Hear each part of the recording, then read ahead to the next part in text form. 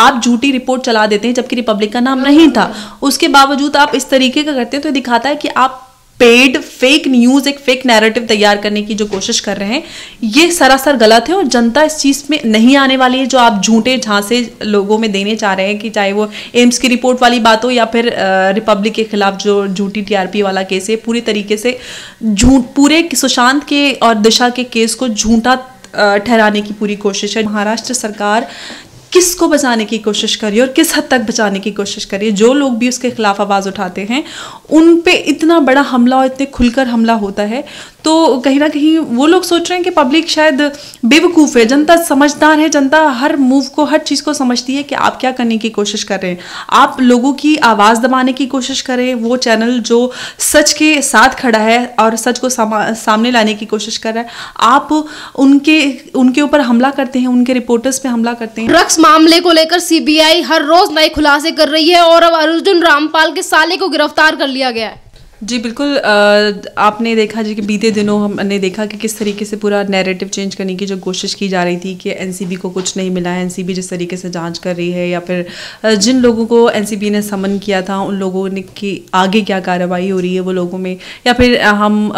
जो एम्स के एक रिपोर्ट के का एक नैरेटिव तैयार किया जा रहा था कि एम्स के डॉक्टर्स ने बोला है कि सुसाइड की है और जो मर्डर की थ्योरी है उसको एकदम से डिक्लाइन करने की जो कोशिश हो रही थी। कहीं ना कहीं जो इतनी लंबी लड़ाई लोगों ने और खासकर रिपब्लिक ने, अर्नब गोस्वामी और उनकी टीम ने लड़ी है, तो वो लोगों के सेंटिमेंट को बदलने की कोशिश की जा रही थी कि आपके सेंटिमेंट्स को शायद इस्तेमाल किया जा रहा है या फिर आपका बेवकूफ़ बनाया जा रहा है। इतनी लंबी लड़ाई को जो बदलने की कोशिश की जा रही थी, उसका पूरा नैरेटिव, उसका भंडाफोड़ अब हो रहा है। लोगों को लग रहा था कि एनसीबी शायद काम नहीं करे, एनसीबी या फिर आप ईडी की बात करें, ये बहुत बड़े डिपार्टमेंट्स होते हैं और ये अपनी जिम्मेदारी और रिस्पॉन्सिबिलिटी के साथ काम करते हैं। सबूत के आधार पर वो अपने सबूत इकट्ठा करते हैं और एक प्रक्रिया के तहत काम किया जाता है।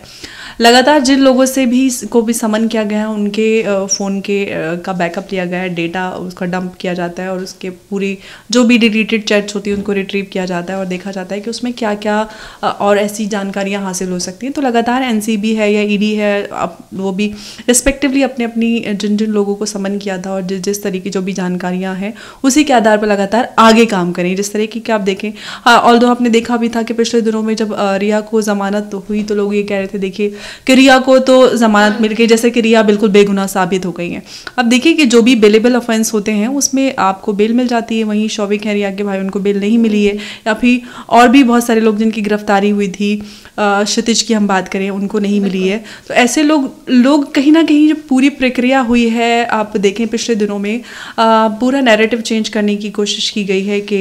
सुशांत ने सुसाइड की है, और इस पूरी प्रक्रिया में, या फिर आप ये देखें कि मुंबई पुलिस ने जिस तरीके से दिशा और सुशांत के केस की पूरी कार्यशैली उनको देखें, आप चाहे सुशांत का जो पोस्टमार्टम हो उसकी टाइमिंग देखें, रात में पोस्टमार्टम नहीं होता है लेकिन उन्होंने सारे नियम कानून को ताक में रखकर रात में पोस्टमार्टम किया। जिस तरीके से दोनों सुशांत और दिशा के केस को हैंडल किया गया, कहीं ना कहीं उनको शक के दायरे में खड़ा करता है कि महाराष्ट्र सरकार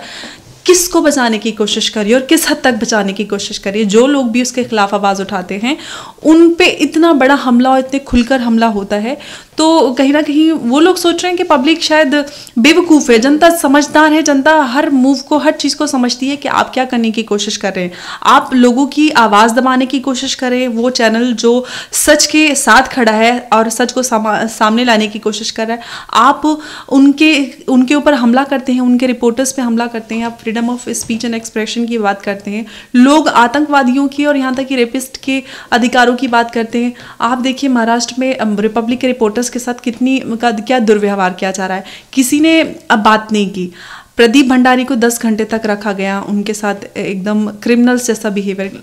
पुलिस ने किया, जबकि उनके पास ऑलरेडी एंटिसिपेटरी बेल थी। उसके बावजूद अर्नब को समन किया गया 10 मिनट का टाइम देके। ये मतलब किस तरीके के काम हो रहा है। आप पूरी तरीके से एक तानाशाही वाला रवैया जो दिखा रहे हैं और पूरी तरीके से दिखाया जा रहा है कि कोई ना कोई राजनीतिक षड्यंत्र है, कोई ना कोई ऐसी बड़ी ताकतें कुछ इसमें शामिल है जिनको बचाने की महाराष्ट्र सरकार पिछले कुछ महीनों से, जिस दिन से ये वाकया शुरू हुआ उस दिन से पूरी लगातार कोशिश की जा रही है। महाराष्ट्र सरकार भी इन सारे कलाकारों को बचाने की कोशिश कर रही है और ये कलाकार कलाकार भी ऐसे हैं जो रिपब्लिक के पीछे हाथ धोकर पड़े हैं। मीडिया हो, कुछ मीडिया भी ऐसी है, सरकार भी ऐसी है, और जो कलाकार रिपब्लिक को बंद कराने की कोशिश कर रहे हैं। आपने पिछले ही दिनों देखा होगा जो 34 प्रोड्यूसर हाई कोर्ट पहुंच गए थे, उनके लिए क्या कहना चाहोगे? देखिए, बिल्कुल लगातार जिस तरीके से पहले हम देखें तो जिस तरीके से फिल्म जगत को एक ऑल्दो हमारे पूरे ही देश में फिल्म हो या क्रिकेट हो, उनको बहुत प्यार और सम्मान मिलता है, और लोग कहीं ना कहीं अपनी पहुंच के चलते बहुत सारी चीज़ों से छूट जाते थे। लेकिन अब जिस तरीके से जो मुखरता सरकार ने दिखाई है सुशांत के केस को लेकर, या फिर ड्रग एंगल जो उसमें सामने आया है, ईडी और एनसीबी ने जांच की है, और मैंने पहले भी कहा था कि एनआईए भी इसमें आनी चाहिए। और क्योंकि देखिए, जो भी इसमें इंटरनेशनल रैकेट शामिल होते हैं, और जो पैसा आता है कहाँ से आता है, कहाँ जाता है और किस काम में इस्तेमाल होता है, ये भी हम जानते हैं। सारी देशविरोधी गतिविधियाँ होती हैं, उसमें इस्तेमाल होता है। तो हमारे ही देश के लोगों की जो यंग जनरेशन है, उनको गलत आदतों में डालकर हमारे देश का पैसा हमारे देश के खिलाफ इस्तेमाल किया जा रहा है। तो इसमें एनआईए को भी आना चाहिए और जांच करनी चाहिए कि कहाँ पैसा आ रहा है, कहाँ जा रहा है, और पास्ट में भी क्या ऐसा हो चुका है, तो उसकी पूरी तरीके से जांच होनी चाहिए। तो आप प्रोड्यूसर्स की बात करें या फिर एक्टर्स की बात करें जिनको समन किया गया, लगातार बहुत सारे, अभी आप बॉलीवुड में देंगे तो लगातार छापेमारी चल रही है ईडी की, बहुत सारे प्रोड्यूसर्स के लगातार कई लोगों की छापेमारी हो चुकी है। ऑल्दो मीडिया में उतना नहीं आया है, बहुत सारे लोगों को नहीं पता है कि किन किन के यहाँ छापेमारी हुई। करण जौहर के यहाँ हो चुकी है छापेमारी, मीडिया में नहीं आई ये बात। करण जौहर के यहाँ हो चुकी है, और भी कई बड़े नामी प्रोड्यूसर्स हैं उनके यहाँ हो चुकी है। मीडिया में इस चीज़ को नहीं दिखाया जा रहा। अब पूरी तरीके से इस चीज़ को दबा के काम किया जा रहा है, और पूरा नैरेटिव, एक कहानी जो पूरी बदलने की कोशिश की जा रही है कि सब कुछ ठीक है और एनसीबी को और ईडी को कुछ नहीं मिला है। तो वो पूरी कोशिश है, जिसे कि आपने देखा अर्नब और उनकी टीम पे जो हमला है वो ही दिखाने कि ये रिपब्लिक नंबर 1 चल रहा है, क्योंकि लोगों की आवाज़ दिखा रहा है, क्योंकि लोग सुशांत के लिए हक की आवाज़ उठा रहे हैं। तो आप क्या दिखाने की कोशिश कर रहे हैं कि लोगों की, आपकी आवाज़ को बदल सकते हैं? लोग नहीं मानेंगे। देखिए, इतनी लंबी लड़ाई लड़ के लोग यहाँ तक आ सकते हैं। लोग सड़कों पर आवाज़ उठा रहे हैं। लोगों ने पेंडेमिक के दौरान सोशल मीडिया पर लगातार आवाज़ उठाई। लोग जब तक सच नहीं जानेंगे उसकी हम लोगों की आवाज़ नहीं दबेगी, चाहे आम जनता हो, चाहे वो लोग जो लगातार, चाहे हम सुब्रमण्यम स्वामी की बात करें, अर्नब गोस्वामी की बात करें, लगातार इन लोगों ने मुखरता के साथ आवाज़ उठाई है। तो जिन जिन लोगों ने आवाज़ उठाई उन पे लगातार हमला सामने आ रहा है, जो कि साफ तरीके से दर्शाता है कि बड़ी ताकतें, राजनीतिक कोई ना कोई अपराधी ऐसा है जिसको बताने की लगातार। राजनीतिक ताकतों की आपने बात की, राजनीतिक ताकतों की तो ऐसा लग रहा है कि खुलासा आज रिपब्लिक ने कर दिया। रिपब्लिक में जिस तरीके से आज कांग्रेस के प्रवक्ता राघवेंद्र शुक्ला, जिस तरीके से उनका स्टिंग ऑपरेशन किया गया, और उसमें वो ये कहते हैं कि रिपब्लिक को तो हम बंद करवा के रहेंगे और उसके लिए हमारी एक टीम बन चुकी है। तो जिस तरीके से ये षड्यंत्र जो रचा जा रहा था कांग्रेस, एनसीपी और शिवसेना की तरफ से, जी देखिए, बिल्कुल वहाँ पे उनकी वो खिचड़ी सरकार है, महाराष्ट्र महाविकास आघाड़ी, वो एक साथ काम कर रहे हैं। और वहाँ जहाँ पे भी वो राजनीतिक जो उनका लेना देना इस मामले में रहा है, तो कहीं ना कहीं वो पूरा उनको ये लग रहा था कि ये कुछ दिनों की बात है और मामला दब जाएगा। लेकिन जिस तरीके से लोगों ने और लोगों की आवाज़ को रिपब्लिक ने उठाया है, तो कहीं ना कहीं अब उनको अपने ऊपर खतरा होते नजर आता है कि हमारे जो गुनाहों का पूरा एक साम्राज्य चल रहा था वो खुलता नजर आ रहा है। तो ये डर और ये सारी चीज़ें जो पूरी कार्रवाई हो रही है, यहाँ तक कि सारे नियम और कानून को ताक में रखकर जो कार्रवाई रिपब्लिक और उनके पूरी टीम पे हो रही है, तो ये दिखाता है कि वो बहुत बड़ी कोई साजिश इसके पीछे है, जिसको वो लगातार छुपाने और दबाने की कोशिश कर रहे हैं। और मुझे लगता है पूरे देश की जनता रिपब्लिक के साथ है। आप सोशल मीडिया पे जाएं, आप यहाँ तक कि जो कि बाकी रेटिंग्स आई थी उसमें भी रिपब्लिक नंबर 1 है। यहाँ तक कि लगातार लोग सोशल मीडिया पे रिपब्लिक और उनके रिपोर्टर्स को सपोर्ट कर रहे हैं। तो लोगों की आवाज़ को नहीं दबा सकते, आप कितना भी षड्यंत्र कर ले, लेकिन जनता सड़कों पे बैठी है, जनता सोशल मीडिया पे बैठी है और जनता टीवी देख रही है। तो और आप इससे ज़्यादा क्या कर सकते हैं? आप लोगों की सेंटिमेंट्स को नहीं समझ रहे, जनता के मूड को नहीं जान रहे। आप राजनेता हैं, कम से कम लोगों को के सेंटिमेंट्स को समझें और ये देखें कि लोग इंसाफ मांग रहे हैं। एक इतना बड़ा मर्डर खुलेआम हुआ है, एक लड़की के साथ नाइंसाफी हुई है। अब लगातार 2 घटनाएं एक दूसरे से जुड़ी हुई हैं, और जो लोगों की सोच इसमें लगातार बनी थी, लोग जो मान रहे थे, वो सारी चीज़ें लगातार सच होती नजर आई हैं। तो आप लोगों की सोच को लोग ही बनाते हैं, किसी नेता को या फिर अभिनेता को। आप उन लोगों के साथ खिलवाड़ नहीं कर सकते। सेंटिमेंट्स को आप उनकी कदर कीजिए, और जो लोग वो डिमांड कर रहे हैं इंसाफ की, हम सब डिमांड कर रहे हैं इंसाफ की, वो इंसाफ होना चाहिए। और जो सुशांत के केस में हुआ है, मर्डर मिस्ट्री है पूरी, उसको सॉल्व जल्दी होगा और सीबीआई जल्दी ही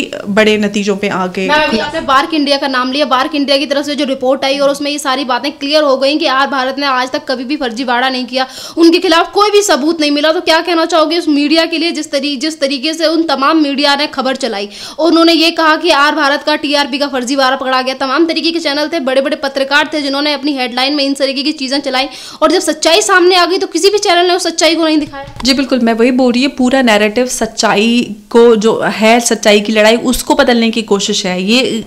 पर्सनल कुछ अर्नब गोस्वामी के साथ या रिपब्लिक के साथ नहीं है। अर्नब गोस्वामी और रिपब्लिक क्योंकि सुशांत को लेकर आवाज उठा रहे हैं, सबको पता है रिपब्लिक नंबर 1 चल रहा है और चलता रहेगा जब तक वो लोग इंसाफ के लिए खड़े हैं। आप भी हकील, किसने रोका है आपको? आप झूठी रिपोर्ट चला देते हैं जबकि रिपब्लिक का नाम नहीं था, उसके बावजूद आप इस तरीके का करते हैं, तो दिखाता है कि आप पेड फेक न्यूज, एक फेक नैरेटिव तैयार करने की जो कोशिश कर रहे हैं, ये सरासर गलत है और जनता इस चीज में नहीं आने वाली है। जो आप झूठे झांसे लोगों में देने चाह रहे हैं, कि चाहे वो एम्स की रिपोर्ट वाली बात हो या फिर रिपब्लिक के खिलाफ जो झूठी टीआरपी वाला केस है, पूरी तरीके से पूरे सुशांत के और दिशा के केस को झूठा ठहराने की पूरी कोशिश है, जिसमें वो अपने जितने भी राजनीतिक लोग हैं जो इसमें शामिल हैं या फिर पूरा बॉलीवुड गैंग है जो जिनको बचाने की कोशिश है, पूरी उसकी कवायद है उन लोगों को बचाने की, ताकि उनके नाम आगे ना आए और उनको वो जेल जाने से बच जाएं। आज सवाल मेरा कि जितनी भी चीजें ये जितनी भी तानाशाही महाराष्ट्र में चल रही है या फिर परमवीर सिंह यानी कि जो मुंबई पुलिस के कमिश्नर है, इनके द्वारा भी अभी बॉम्बे हाईकोर्ट ने इन्हें फटकार भी लगाई है कि किस तरीके से इन्होंने इंटरव्यू दिया, प्रेस कॉन्फ्रेंस करके आज भारत को बदनाम करने की कोशिश की। जनता का सवाल अब ये है कि महाराष्ट्र में तानाशाही जिस तरीके से चल रही है वो बंद होनी चाहिए और यहाँ पे राष्ट्रपति शासन लगना चाहिए और परमवीर सिंह को इस्तीफा दे देना चाहिए। जी बिल्कुल, देखिए परमवीर सिंह एक पुलिस कमिश्नर है और उनके पद की एक गरिमा होती है, उस गरिमा को उन्होंने लांघ कर जिस तरीके से प्रेस कॉन्फ्रेंस की और जो भी आरोप लगाए, तो कहीं ना कहीं उन्होंने अपने पद के साथ कहीं ना कहीं ईमानदारी नहीं निभाई। तो एक तो ये मामला होता है और पूरी तरीके से आप देखें जिसमें उनकी कार्यशैली की आप बात करें, दिशा के सुशांत की फाइल डिलीट हो जाती है, किसी नियम को कानून को फॉलो नहीं किया जाता है, 15 मिनट में सुसाइड डिक्लेयर कर दिया जाता है, दिशा की को जहाँ पे भी उनका जो क्राइम सीन था उसको कॉर्डन ऑफ नहीं किया जाता, ना किसी से पूछताछ होती है। वहीं पे सुशांत के साथ भी सेम होता है, लोग आ रहे जा रहे हैं, एक थैली में आप 2-3 चीज़ें रख के ले आते हैं, आपने क्राइम सीन को दोनों जगह कॉर्डन ऑफ नहीं किया, ना जिन लोगों से पूछताछ करनी थी वो नहीं की। तो कहीं ना कहीं वो जो उन्होंने कमियां अपनी जिसको समेटने की कोशिश की थी, दबाने की कोशिश की थी कि इन दोनों को सुसाइड बताकर दबा दिया जाएगा। पालघर की बात करें, आपने पिछले 8-10 महीने में जो भी उनको टाइम मिला है, उन्होंने लगातार एक के बाद एक कुछ ऐसे मामले आए हैं जिनको उन्होंने दबाने की कोशिश की है। पालघर में साधुओं की हत्या हो जाती है खुलेआम और उसको दबाया जाता है, तो कहीं ना कहीं वो अपनी जिम्मेदारी को निभाने में एकदम असफल रहे हैं। और हम सब की मांग है, जनता की मांग है कि महाराष्ट्र में राष्ट्रपति शासन लगे।